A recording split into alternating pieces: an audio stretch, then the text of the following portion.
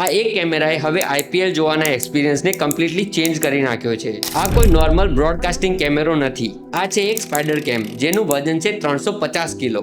આ એક ખૂબ જ ફાસ્ટ લાઇવ ફીડ કેમેરા છે જે 4 કેવેલર કેબલથી જોડાયેલો હોય છે અને આ 4 કેબલ એ જ મટીરિયલથી બનેલા હોય છે જે બુલેટ પ્રૂફ જેકેટમાં યુઝ કરવામાં આવે છે. આ 4 કેબલ સ્ટેડિયમના ચારે ખૂણામાં લાગેલા હોય છે અને વચ્ચે લાગેલો હોય છે કેમેરો. અને કેમેરાની અંદર લાગેલા હોય છે ફાઇબર ઓપ્ટિક્સ જે રિયલ ટાઈમમાં 4K સિગ્નલ્સ ટ્રાન્સફર કરે છે.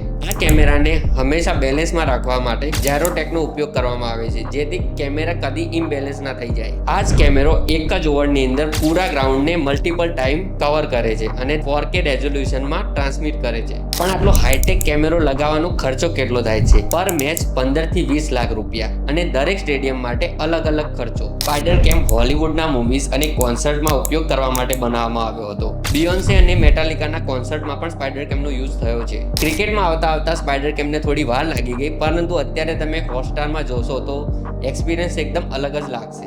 તમને શું લાગે છે, મોદીજીને પણ એમના ભાષણમાં સ્પાઈડર કેમનો યુઝ કરવો જોઈએ?